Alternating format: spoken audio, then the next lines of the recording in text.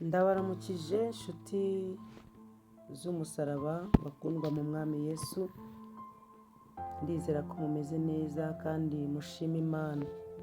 Nanjye ndashima Imana kandi ikomeje kuturinda no kubana natwe, dufite impamvu nyinshi zatuma tuyishima. Uwo rero ufite amaboko, amaguru, ubwenge, ibitekerezo, ufatanya nanjye gushima Imana kuko Imana yagize neza, niyo ikora ibiruta cyane ibyo twibwira twebwe n'ibyo dutekereza, kuko umugambi w'Imana ni mugari cyane, nta muntu n'umwe wabasha kuwurondora. Uyu munsi rero nshuti muvandimwe, turebere hamwe impamvu dukwiye kwiyiriza ubusa. Nk'abana b'Imana, kuki dukwiye kwiyiriza ubusa?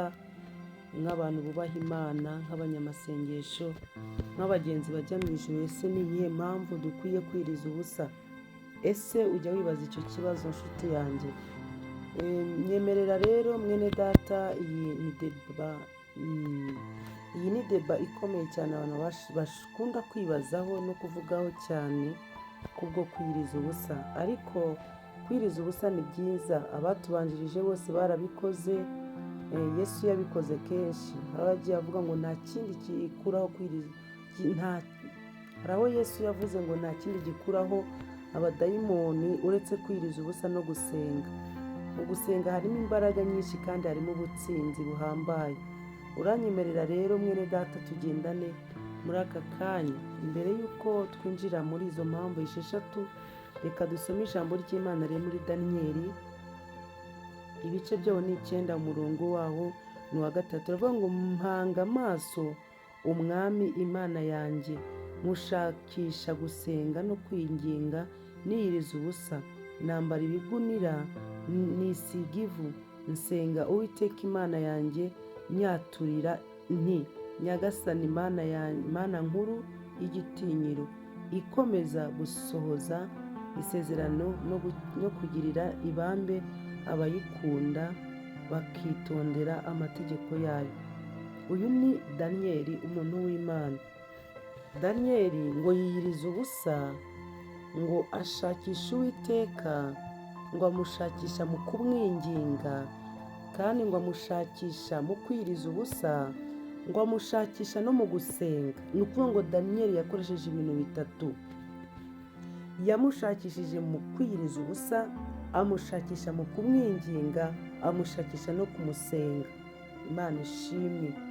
Rero mwene data, ibi bintu ni ibintu bitatu biri muri Bibiliya avuga ngo ushakishe Uwiteka ubwenge bwawe n'umutima wawe n'ibitekerezo byawe.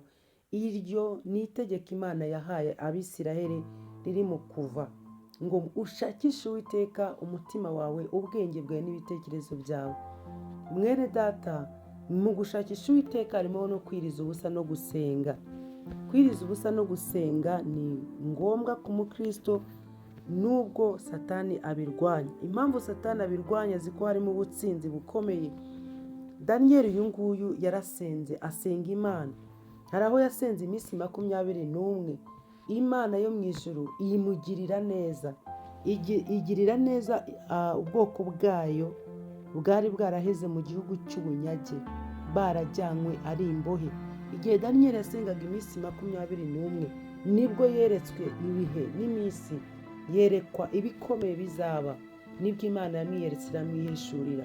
Rero iyo wiyirije ubusa, ugasenga, ugashaka mu maso y'Imana, Imana ikwiyereka mu bundi buryo. Mwene data, uyu mubiri twambaye ukwiye ibyo kurya, ndetse n'umubiri w'imbere ari wo mwuka, ari bwo bugingo, bukwiye kurya. Ni ukuvuga ngo rero uyu mubiri w'inyuma wugaburire, ariko ugaburire n'umwuka. Uyu mubiri w'inyuma ni igitaka, kizasubira mu gitaka nyine. Umubiri ni igitaka, ariko hari umwuka uzasubira kuri nyirawo. Uwo mwuka uzasubira kuri wo nyirawo rero ntabwo Imana ntirya, Imana ntiyambara. Niyo mpamvu Daniyeli yavuze ngo shakisha Uwiteka, ngo mu kwiyiriza ubusa no kwinginga no gusenga, ngo kandi nigaragura mu ivu. Iyo wigaraguye mu ivu ntabwo ubasha kwambara, nta myenda wambara, nta by'imirimbo, ntaki. Oya, uba uri kubabaza umubiri wawe, ngo nigaragura mu ivu. Ariko twebwe muri iyi minsi ya none ntabwo twigaragura mu ivu, ahubwo Yesu yaravuze ngo nusenga ngo ujye wisiga utuvuta mu maso uke umere neza. Twebwe ntabwo twigaragura mu ivu, ahubwo turambara tukisiga tugasa neza, ndetse tukazimanganya ibimenyetso by'uko twiyirije ubusa, kuko uwo tuba twereka ni Data, uwo tuba tubwira ni Data. Rero kwiyiriza ubusa ni ikintu gikomeye muvandimwe, inshuti yanjye, ukwiye kubikora kandi ukabikoresha n'umutima wawe n'ubwenge bwawe ubikunze. Imana ishimwe cyane. Tugiye kureba zimwe muri izo mpamvu 6 zituma dukwiye kwiyiriza ubusa. Ni iyihe mpamvu njyewe nkwiye kwiyiriza ubusa? Ese ni iyihe mpamvu mwene data wowe ukwiye kwiyiriza ubusa? Imana ishimwe. Rero izo impamvu ya mbere ukwiye kwiyiriza ubusa cyangwa nkwiye kwiyiriza ubusa njyewe, ngo kwegera impamvu ukwiye kwiyiriza ubusa, uba ugiye kwegera Imana, kuganira n'Imana no kuvugana n'Imana. Kwiyiriza ubusa rero kugufasha mu mutima kwicisha bugufi. Imana ishimwe. Ugahungira ku Mana kuruta guhungira mu bindi bintu cyangwa mu bindi by'isi. Iyo wirije ubusa rero umubiri ubura ibyo kurya wamenyereye, bityo umutima ukarushaho kumva ijwi ry'Imana. Ni ukuvuga ngo uyu mubiri, aribyo navuze, uyu mubiri uzabora uveho iyo wabuze ibyo kurya. Ni ukuvuga ngo ucika intege, ariko umubiri w'imbere, umwuka w'Imana w'imbere ukurimo uragaburirwa, ukambara izindi mbaraga. Wa mwuka ukabasha gukonegita n'uwawuguhaye, ukabasha kuvugana n'Imana, ijuru rigakinguka, Imana ikavugana nawe.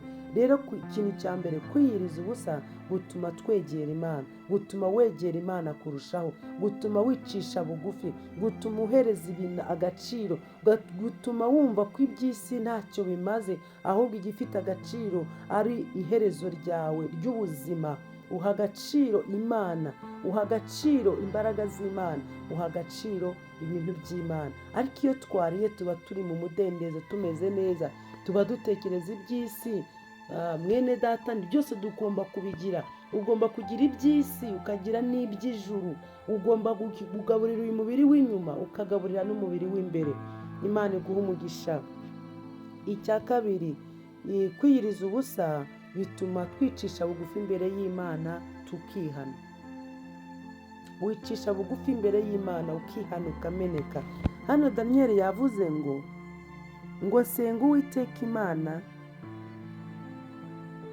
yanjye, ngo nyaturira nti Nyagasani Mana nkuru y'igitinyiro, ikomeza gusohoza isezerano no kugirira ibambe abayikunda bakitondera amategeko yayo. Ngo niyiriza ubusa, ngo ndangije nca bugufi ndihana. Daniyeli arihana.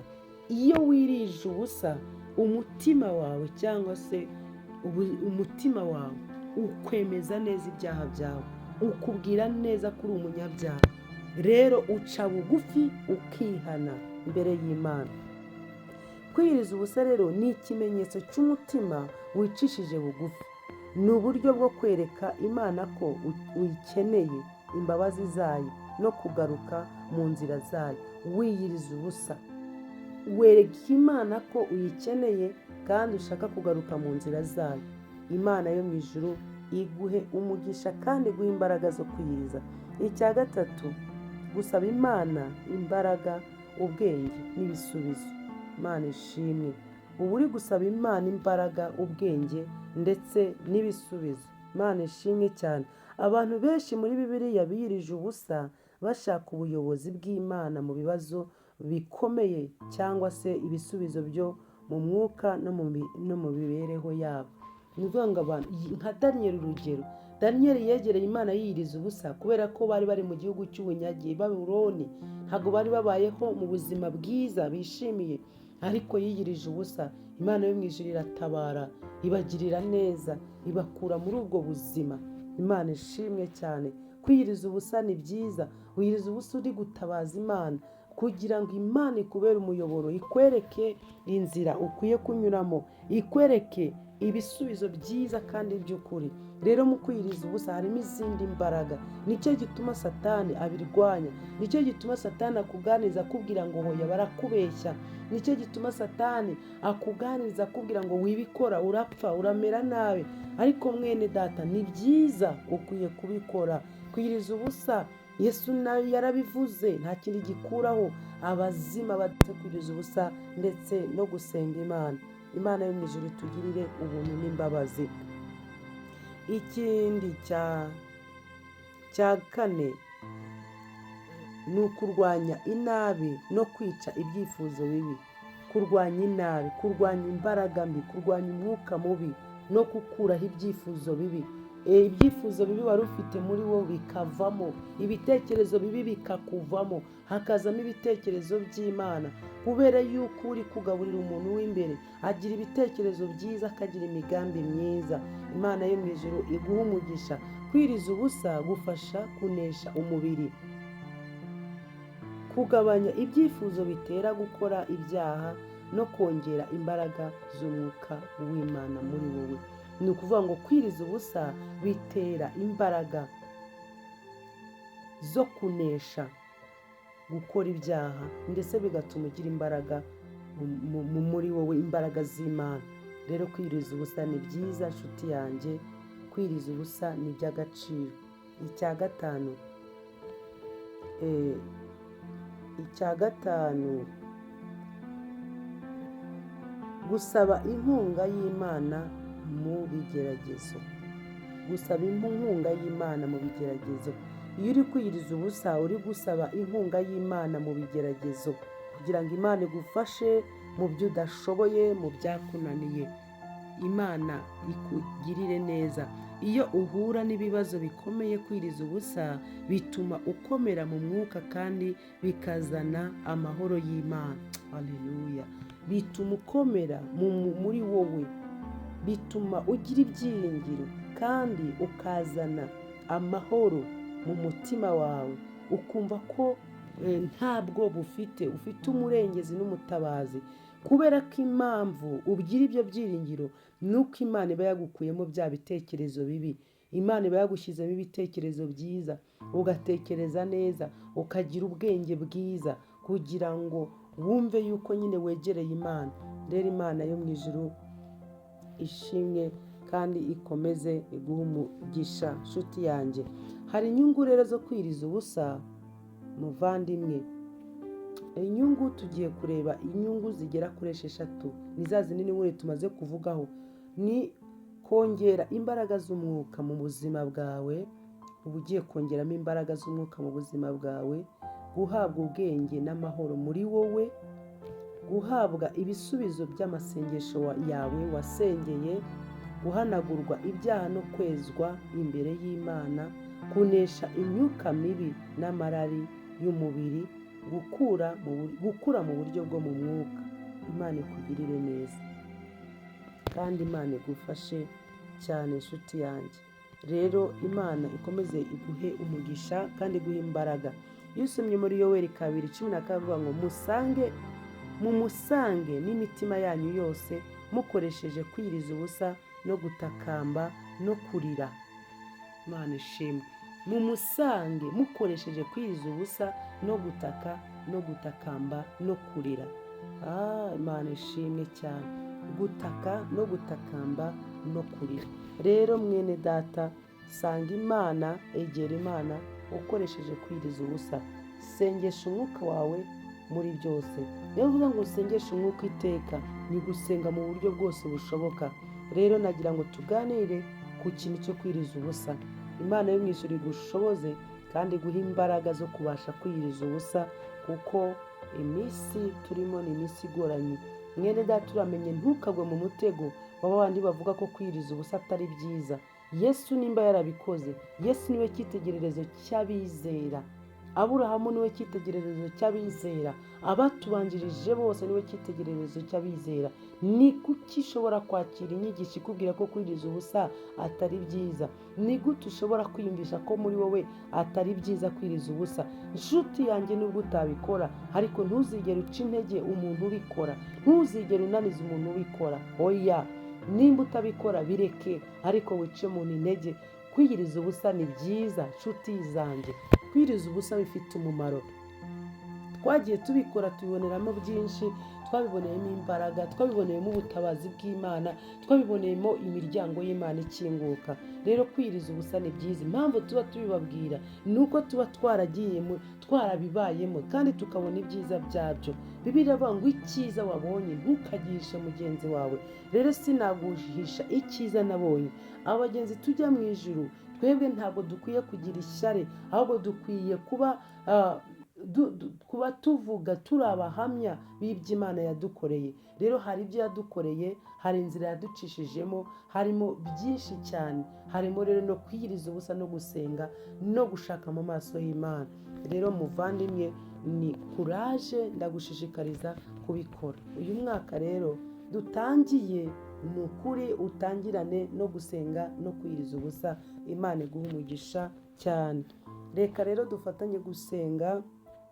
Mwene data, dusaba Imana iduha imbaraga zo kubasha kubikora.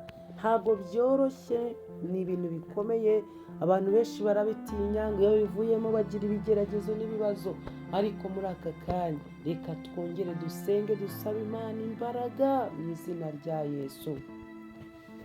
Uhoraho Nyiringabo, Imana ikomeye, Data wa twese, turi imbere yawe muri aka kanya. Nta kindi gikuraho abadayimoni uretse kwiriza ubusa no gusenga. Data mwiza, nta kindi kidutsindishiriza uretse kwiriza ubusa no gusenga. Ijambo ryawe riravuze muri Yoweri 2 ngo nitukwegereza imitima yacu twiriza ubusa kandi turira tuboroga dutaka dutakamba. Turasenze muri aka kanya rero ngo duhe izo mbaraga kandi duhe ubwo bubasha n'ubwo bushobozi. Udushoboze Mana, ushoboze mwene data, umuvandimwe, inshuti, wowe wese Mana, itorero ryawe, ubwoko bwawe, mu gihe nk'iki dushoboze kwiyiriza ubusa no gusenga no gushaka mu maso hawe no kukwegera, kuko harimo inyungu nyinshi, harimo ubutsinzi, harimo ubutware, harimo izindi mbaraga. Ngo komeza ubane natwe rero kandi tugirire neza, ngusabye nkwizeye mu izina ryawe Yesu Kristo, amen.